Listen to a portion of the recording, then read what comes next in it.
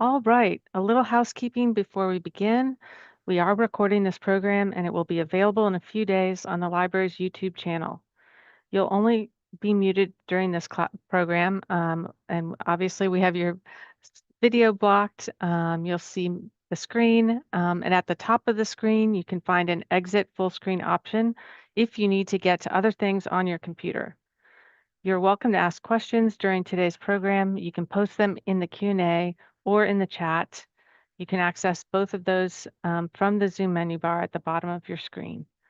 Please note that chat questions will only be seen by library staff. Also, any inappropriate comments will cause your immediate removal from the program. And we're going to go ahead and post a PDF handout for today's class in the chat.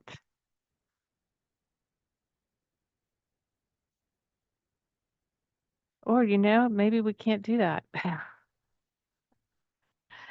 Everyone, oh no, there it is. Give it a try, see if you can download it.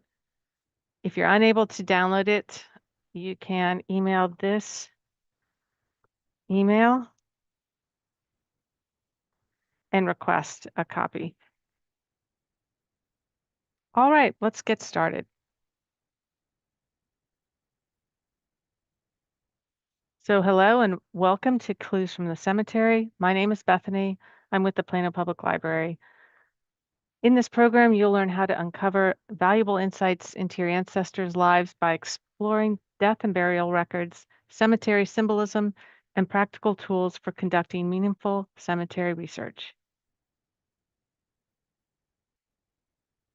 Today's learning objectives are to identify key death and burial records. So you'll learn about the different types of records to use to locate where your ancestors may be buried. Explore cemetery records and symbolism. You'll learn the types of cemeteries, headstones, symbols, art, and epitaphs, and the historical and cultural insights they provide. Plan and utilize cemetery research tools.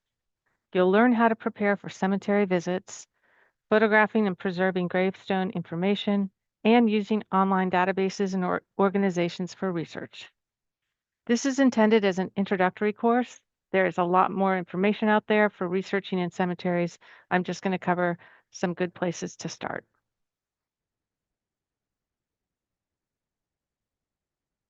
So this is a non-exhaustive list of the records that you may encounter when doing cemetery research. Death certificates, obituaries and death notices, death registers, funeral cards from funeral homes, oral histories. You may find some of these things at your local library or at genealogical or historical societies. They may have some of these documents as well. Autopsy records, Bible records, burial permits, coroner's records, deaths at sea, Social Security death index, wills, administration, probate and deeds, and monument makers records. So the first step is to locate when and where your ancestor died. Before the early 20th century, many states did not have mandatory reporting of deaths. So if your ancestor died before then, you'll need to look for other records. And not all of these records will reveal exact information, but they will get you one step closer, and they may even provide something about your ancestor that you didn't know. Always keep in mind that errors occur both for paper records and the grave markers. These errors may be in dates, cause of death, burial location. So the information may have been recorded secondhand, and therefore it's not always accurate. Just keep that in mind and remember to confirm whatever you find against another resource. Also consider that the 19th century medical knowledge for cause of death, you can cross-reference against other sources to verify. So death certificates. Most states did not require these until the 20th century.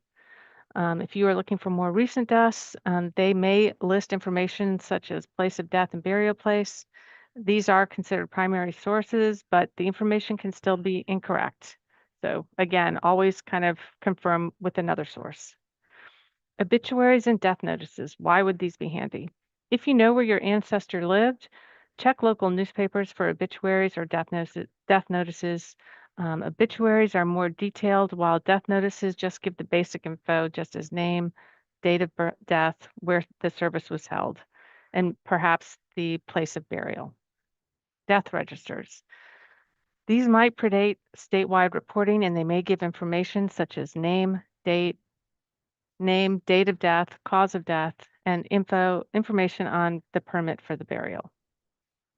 More obscure records to check: autopsy or coroner records, if you can find them. Check if you think the death was uncertain or under unusual circumstances. Bible records, these can often have interesting information in them.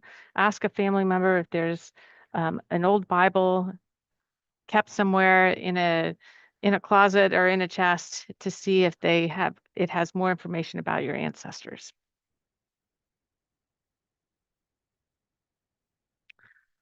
Just remember that certificates may look different depending on the state. So this death certificate from the state of Texas has the burial information located in the bottom right corner.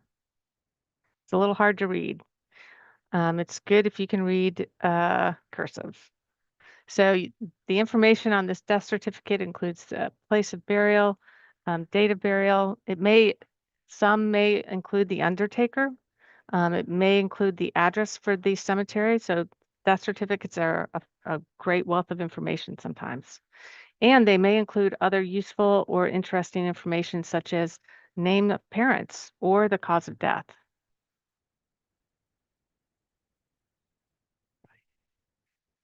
Any questions so far?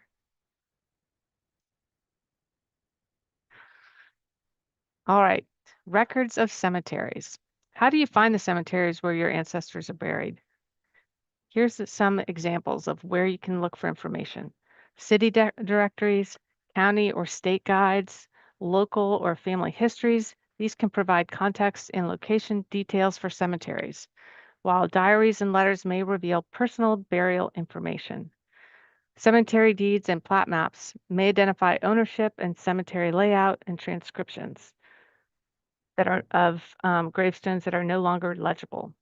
Church graveyards and family burial grounds often hold records of early or rural burials.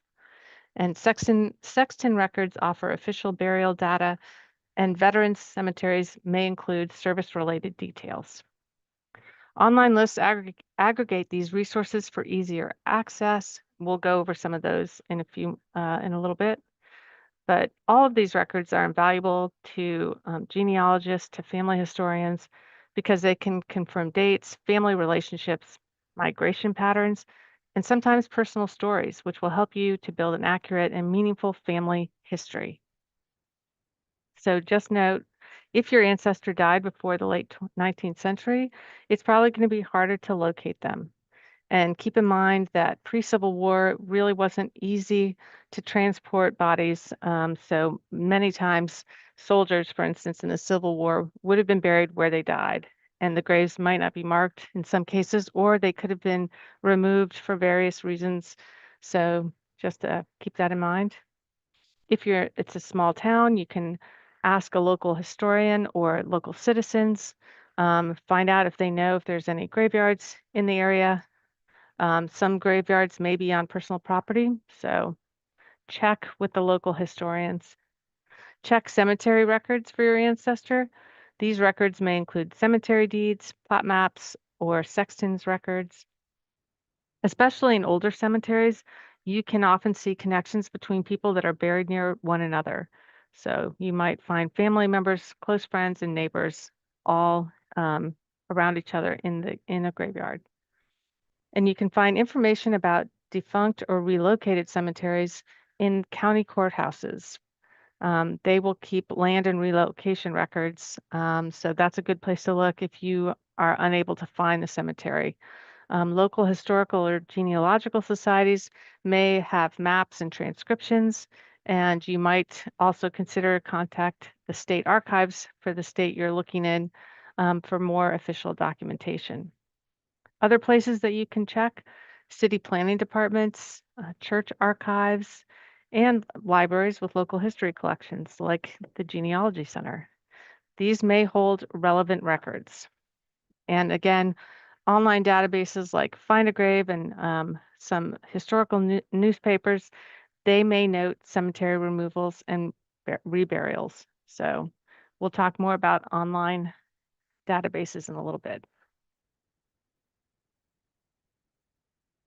So here's an example of a diary that is kept in the Genealogy Center archives from early days of Plano, um, and also a book that we have about cemeteries in Collin County. So this is something that's useful for Collin County. If you're searching for cemeteries in other counties or states, you know, take a look at the library, see if they have a similar book. Many genealogical societies and cemetery preservation organizations will create these books to help people find out more about the local cemeteries.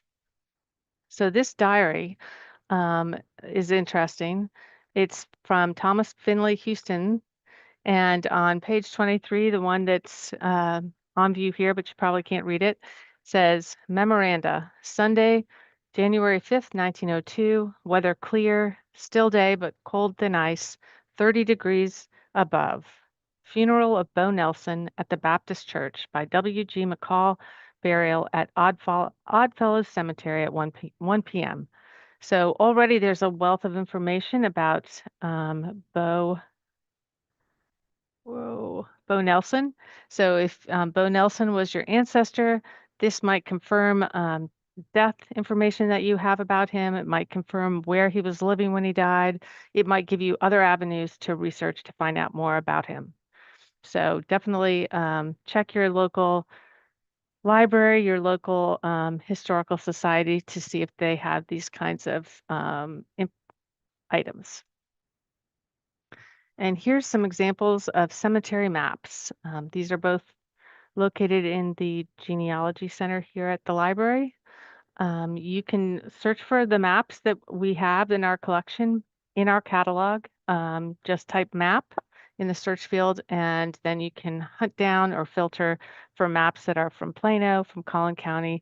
We have maps from Texas counties and other states in the US, but if you're from around here, these cemetery maps will be very interesting for you.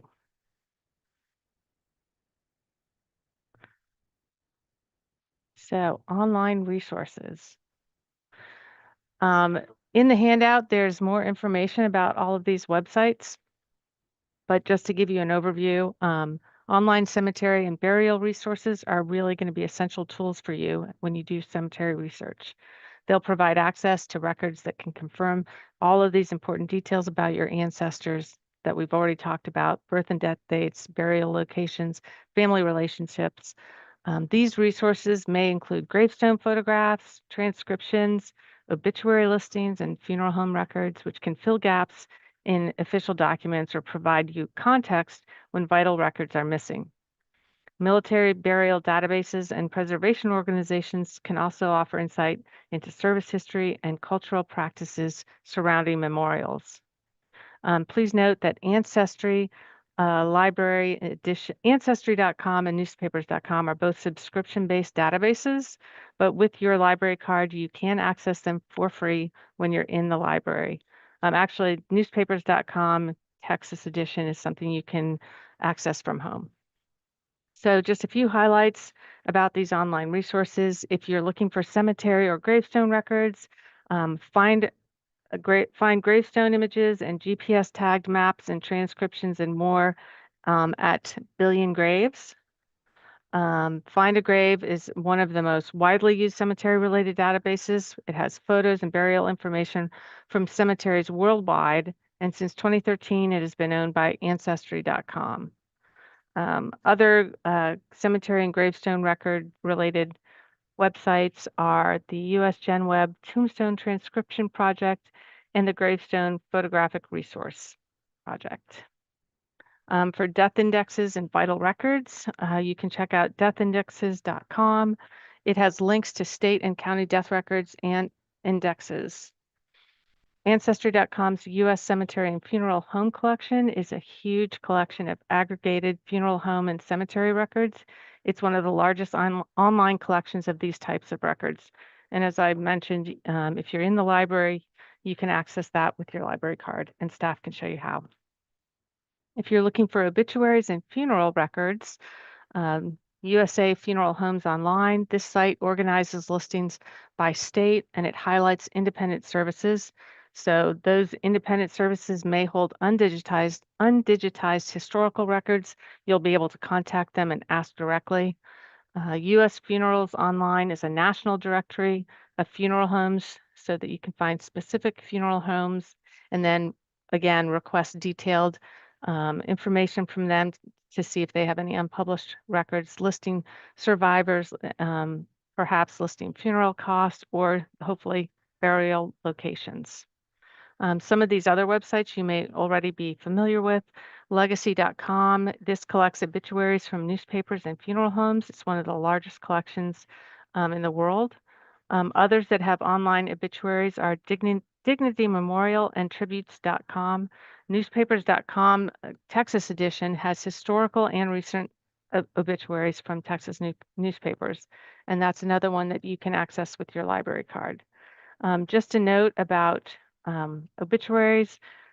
Um, they are less commonly printed now, and you aren't going to find obituaries listed on these sites that are from the 1800s, say, but you might find a relative who was born at the turn of the century or the early 20th century, and it would be worthwhile to read their obituary because oftentimes information about their parents or their children, certainly, or siblings may be in those obituaries. It might give you more information that where you can go and investigate more. If you're looking for military burial and memorial sites, you'll want to check out the American Battle Monuments Commission. It has burial records for U.S. militaries overseas. And the Arlington National Cemetery has burial and memorial information for Arlington National Cemetery. So if you have loved ones who are buried there, they'll have a wealth of information on that website.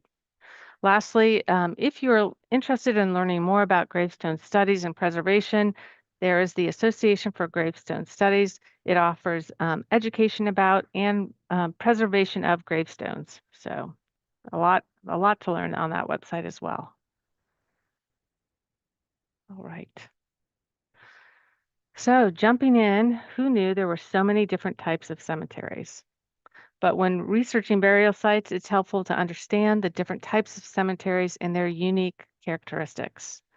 Cemeteries vary in ownership, accessibility, and record keeping practices, which can greatly impact how and where you search for information. From church graveyards and municipal cemeteries to family plots, private grounds, and military burial sites, each type offers distinct clues and challenges for genealogical research. Church graveyards. These are often small plots of land adjacent to a church set aside for burials. If you are looking for a church graveyard, you can inquire at the church to see if it has burial registers, or if the church is no longer in existence, those records may be held with a neighboring church of the same denomination. You may have to kind of widen your search. Public and municipal cemeteries. These cemeteries are owned and controlled by government entities, usually city, town, or counties, and they must be open to everyone. Anyone can be buried there regardless of faith, although grave markers can vary. Family cemeteries. These cemeteries are often located on a homestead or private property where they've set aside an area for burial of family members. They may also include close friends and neighbors in these cemeteries.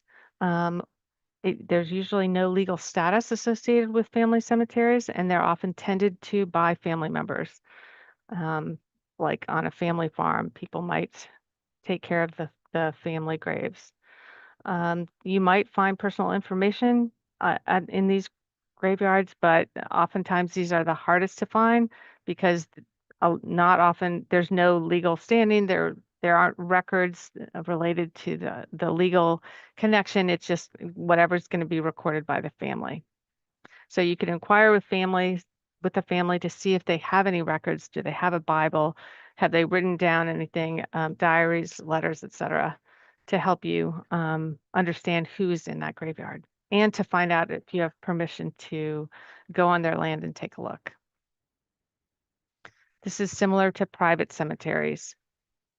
These are cemeteries owned by a private individual, a corporation, or organization. They may be for profit or not for profit. Reminder that just like with the family cemeteries, these are private property. You'll have to check to see who owns it and see, what are the rules about gaining entrance.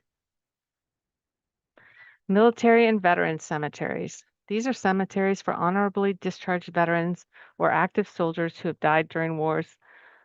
This source to start is, of course, the National Cemetery Administration. It manages all of these cemeteries. Many states also have their own state veterans cemeteries.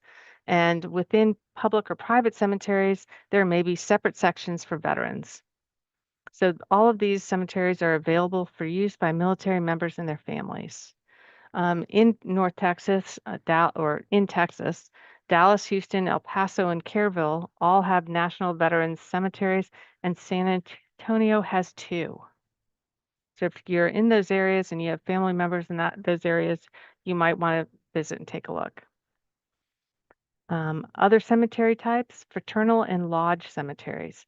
These cemeteries are run by fraternal organizations or lodges, such as the Oddfellows or Masons. These burial plots are usually reserved for members and their immediate families, so access is limited. If you're researching someone who belonged to a lodge, check with the organization to see if it has its own cemetery. Denton, for example, has an independent Order of the Oddfellows cemetery. Slave burying grounds. These burial sites were often used during slavery and typically contain unmarked or even mass graves, making it very hard to identify individual burials. Many of these locations have been lost over time, but in more recent time, efforts have been made to discover more about them um, using new technologies like ground penetrating surveys, um, along with old maps to help rediscover these burying grounds. There are historical societies that collect these resources, so um, take a look online. Potter's Fields. You may run across a potter's field. This is a burial place for people who are unknown or who were too poor to afford a private grave. These areas often contain mass graves and were commonly used by cities or counties.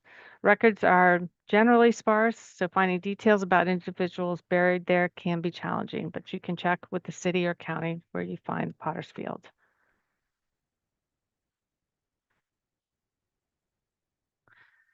All right, types of headstones. Headstones, tombstones, and memorials can be important for family history research because they will sometimes give details that you can't find anywhere else. They usually show names, birth and death dates, and sometimes family relationships or special notes about a person's life. In some cases, these markers are the only record that someone ever lived, especially if other documents were lost or never even recorded. Looking at them can help confirm who people were and how they fit into your family tree and into their community. The type of stone the headstone is made of can help date the grave, and it may indicate if a headstone was replaced at some point. So here are some examples of, go ahead. Oh, no question? Okay. Here are some examples of fieldstone, marble, and granite headstones. Fieldstones were usually uncut rocks or boulders. Generally, these were used before the 1700s. Probably not going to find too many in this area. Granite, this started being used in the late 1800s, early 1900s, and is the most popular marker material used today, usually as polished granite, which seems to withstand the elements fairly well. Marble became popular in the mid to late 1800s, but it was used before then as well. It is prone to staining and weathering, and it dissolves easily in acid rain pollution. So if you're out there in the cemetery and you find an old tombstone that's looking pretty dissolved, it's likely that it was made from marble. There are different rules for headstones used in veterans cemeteries, so make note. Initially, wooden crosses were used, but then the government changed to headstones after the Civil War for more permanence. Veteran cemeteries, especially those managed by the U.S. Department of Veterans Affairs or the National Cemetery Administration, have specific headstone rules that limit the type of material that can be used for a headstone, the shape, and the inscription of the headstone.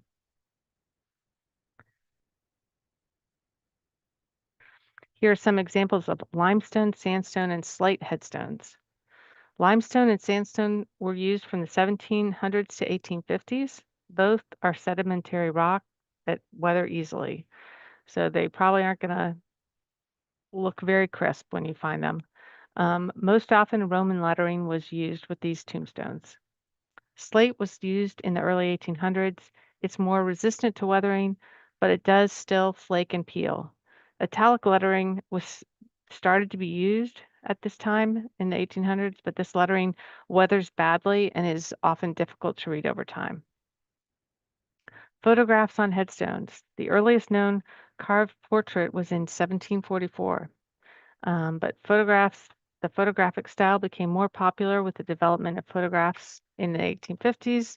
Most photographic headstones will be from the 20th century. Note that some cemeteries have rules against their use because they can easily fall off or be removed.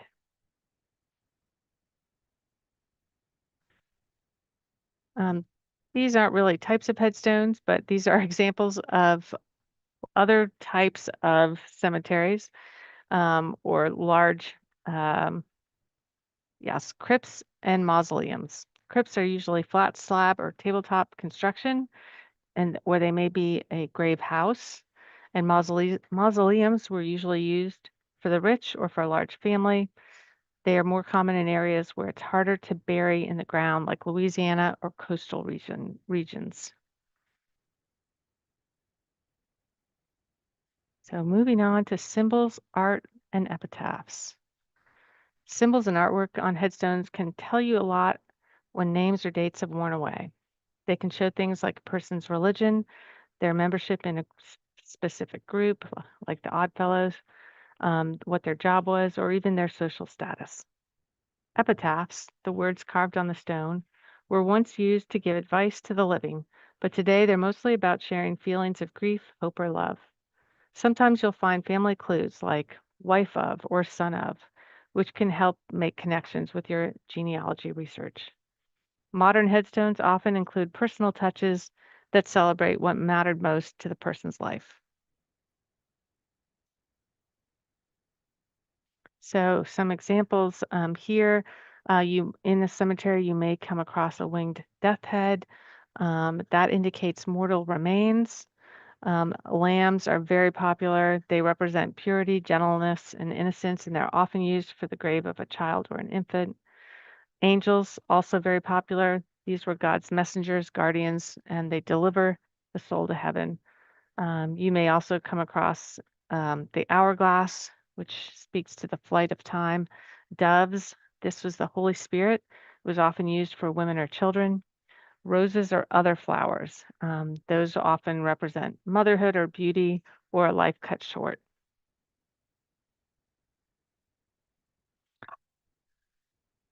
More symbols. You might find archways, pillars, and gates.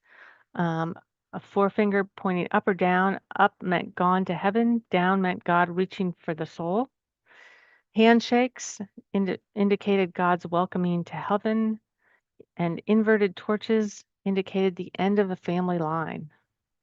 You may also come across books like the Holy Bible, crosses and crowns that represented faith in God and eternal life. Conch shells, you might find that in coastal states. It assures rebirth into the afterlife. Sorry, archways, pillars, and gates, that meant passageway into the next life.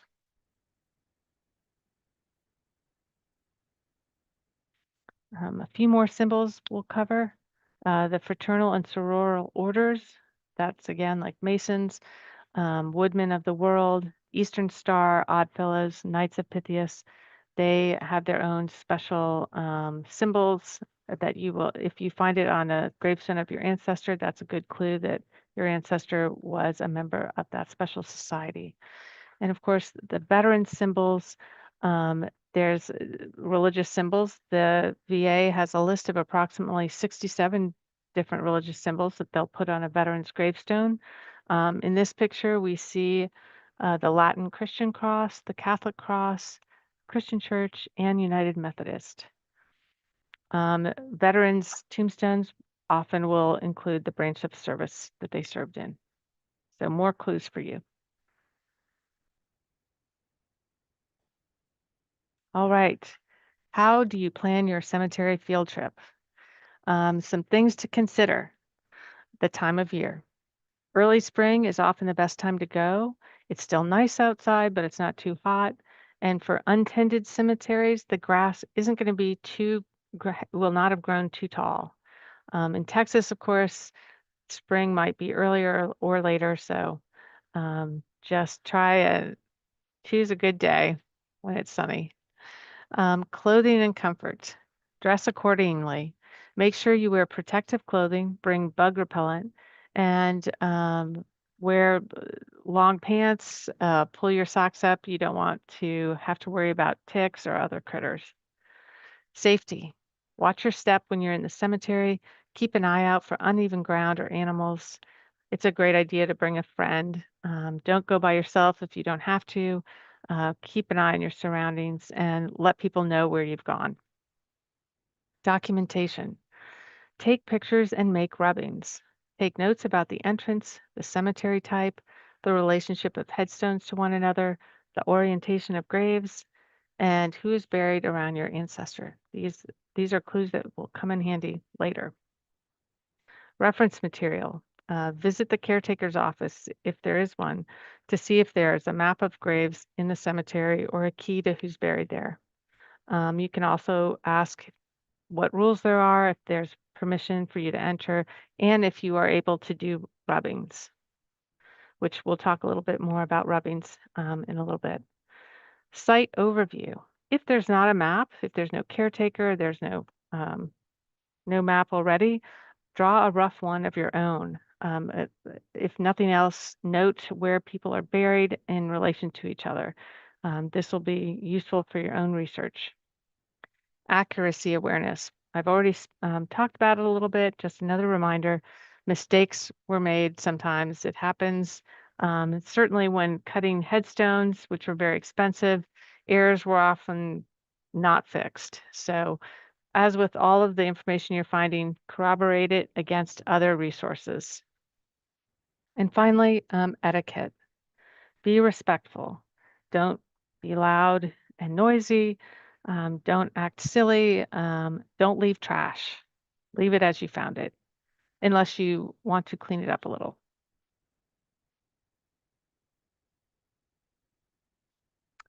All right, so photographs and tombstone rubbings, some do's and don'ts. Do get permission. Check with the cemetery rules before making rubbings or taking photographs, although in general, photographs are probably fine. If you're doing rubbings, take a photograph first to capture the original condition for reference. Do bring supplies, pencils, blue painter's tape, and a soft brush for cleaning loose debris will be very helpful. Do use soft materials. Choose non-fusible interfacing or lightweight rice paper for rubbings. Work gently. Apply light pressure to avoid damaging the stone. And respect the stone. Do respect the stone. Be careful around fragile or crumbling markers. As you can see, this is a very well-worn headstone as an example. All right, some don'ts. Don't use harsh tools. Don't use chalk, hard crayons, or abrasive materials. Don't wet the stone. This can cause damage or staining. Don't force a rubbing. Skip stones that are fragile or deteriorating. Don't throw shadows.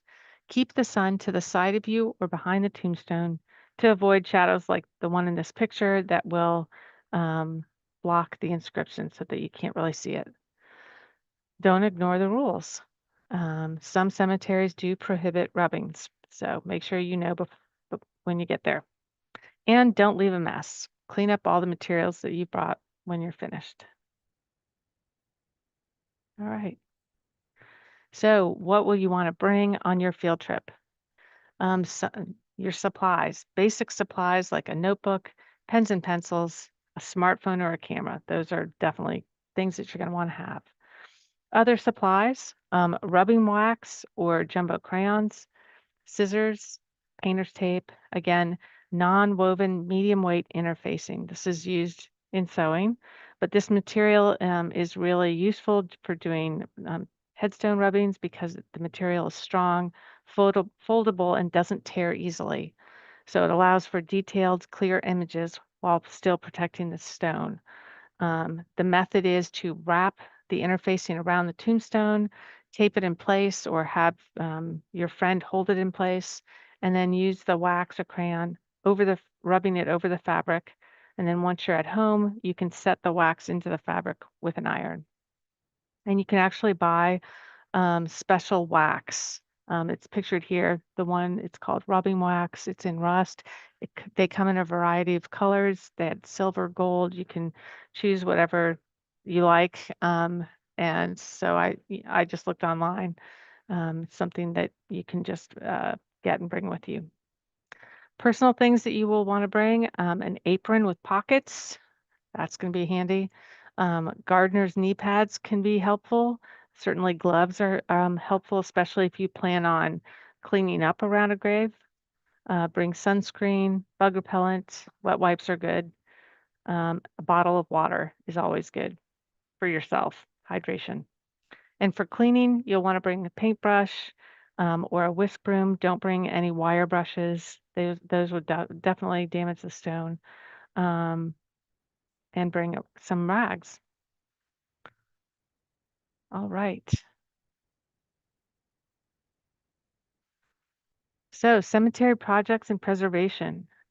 You can volunteer to help in these various projects, usually online, for some of the resources that we've already discussed. This will help build their database. Some of the ways that you can help are through transcription, indexing, GIS mapping, and proofreading. There's usually some training involved, and some projects may offer remote opportunities. Here's a short list of volunteer projects related to cemeteries. The U.S. GenWeb Tombstone Transcription Project, the Gravestone Photographic Resource Project, Find a Grave. This is volunteer led. People will go out into cemeteries and index and transcribe the graves in the cemetery, and they will often post pictures of the gravestones as well. So it's really an amazing project. You can also volunteer for the National Park Service's Cemetery Preservation Foundation. Um, the Cemetery Preservation Foundation offers a course on the methods and practice of preserving graveyards. So lots to learn there. What are some other organizations that you will want to connect with if you are interested in learning more about local history and cemetery preservation? Well, here are some organizations and online groups that share resources, stories, and opportunities to get involved. They range from local and state groups to national organizations, plus a few active Facebook communities for connecting with others who share your interest. So, local and state organizations include the Plano Conservancy. This is a group that restores old cemeteries around Plano in coordination with the Texas Cemetery Restoration. Collin County Historical Commission and the Texas Historical Commission, they have information about cemetery restoration in Collin County in Texas, so you can get in touch with them. National organizations include the Association for Gravestone Studies, already mentioned, the Gravestone Photographic Project, and US GenWeb. Organizations on Facebook that you might be interested in are the Plano History and Nostalgia Facebook, Plano Old City Cemetery, Friends Traces of Texas, and the Texas Cemetery History. So check those out for more info. And some final thoughts about cemeteries. Some funeral traditions have changed a lot over the years.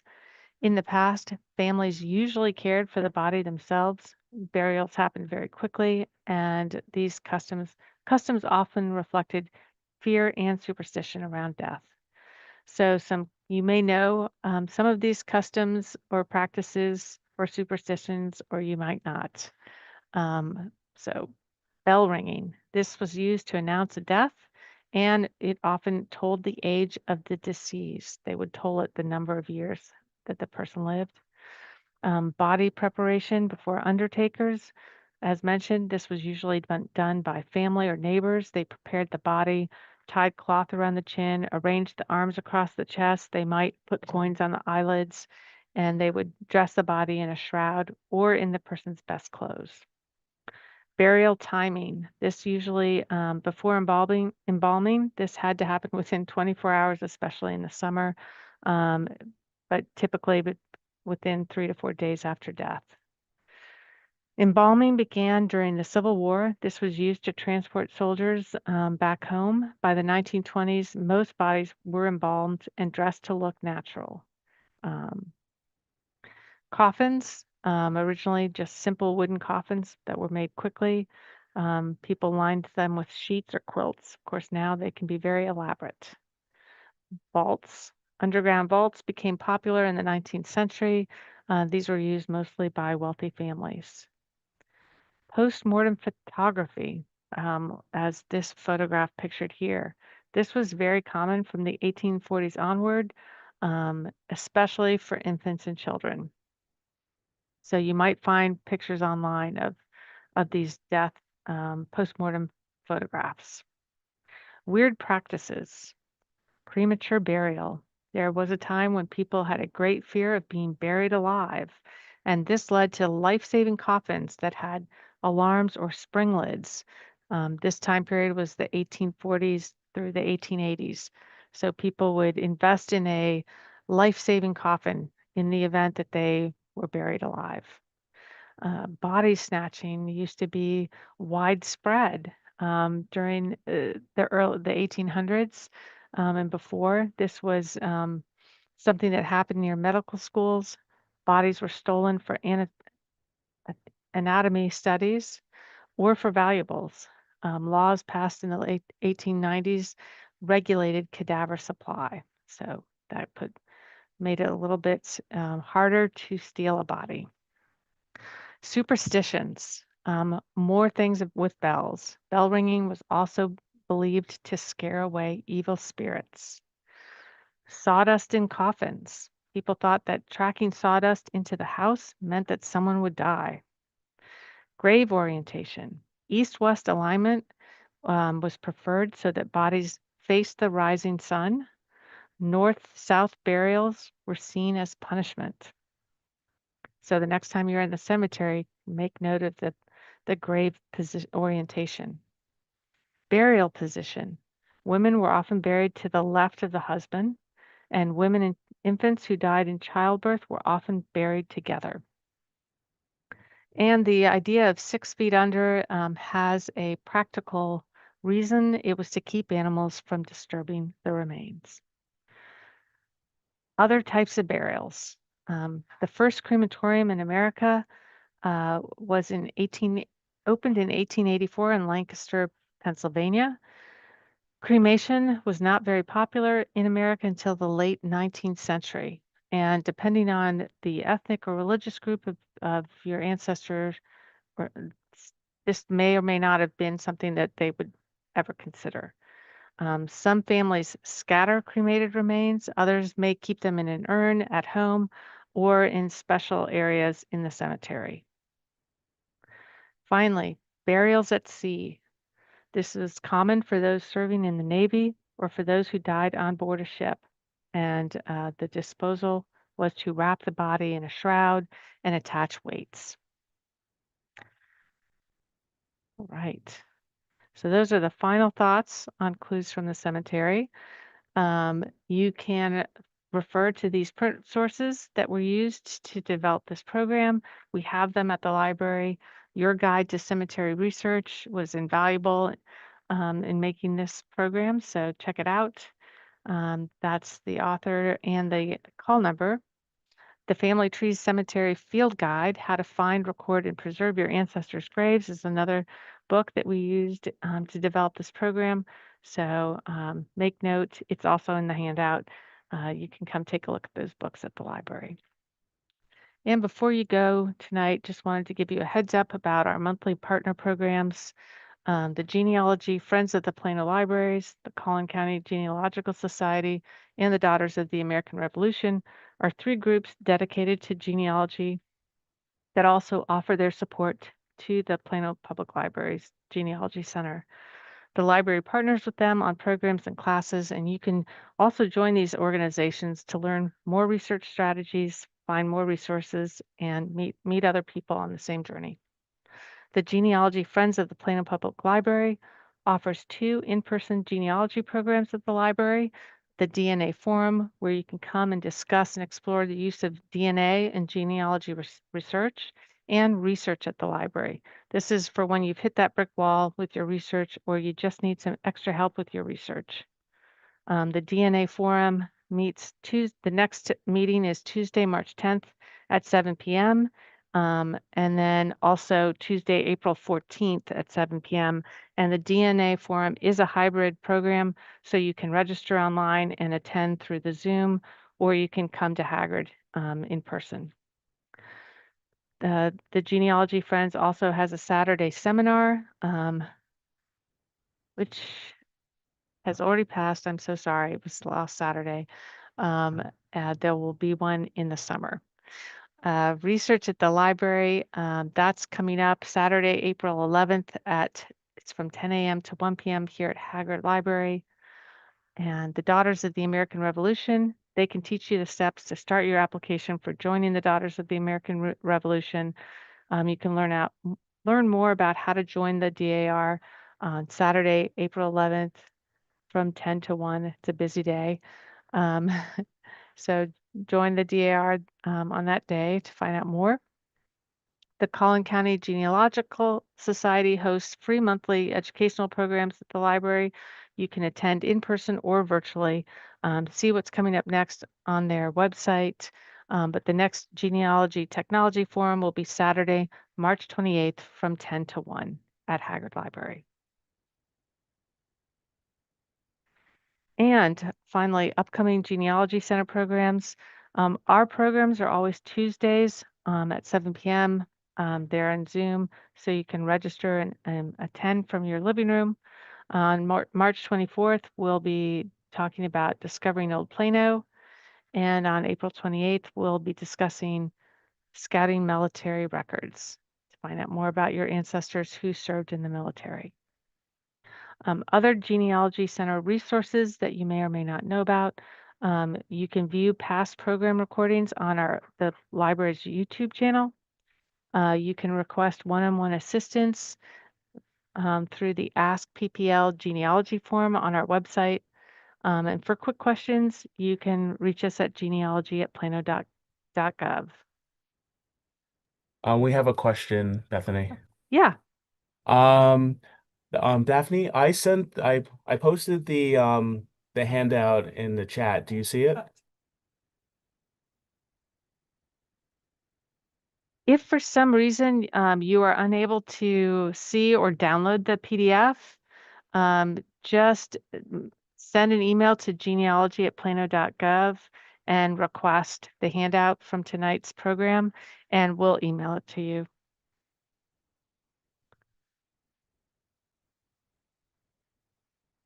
So good question. I know sometimes it's tricky. It doesn't always work in the chat. Just send us an email and we'll make sure you get it. And if you have any other questions, please let us know. Chat is disabled. Okay, good to know. We'll bring that up with our Zoom folks, and for the next program, make sure that it's enabled. So sorry about that, y'all. Please email us at genealogy@plano.gov, and we'll make sure to email you a copy of the handout. It does have links to the organizations that we mentioned, the online resources. So definitely email us and we'll send you a copy. Any other questions? Well, we're really glad that you came and spent the time with us today. We want to thank you for attending. You can find out more about our resources and programs at the library's website, planolibrary.org. Our online calendar is there. And for now, that concludes our program.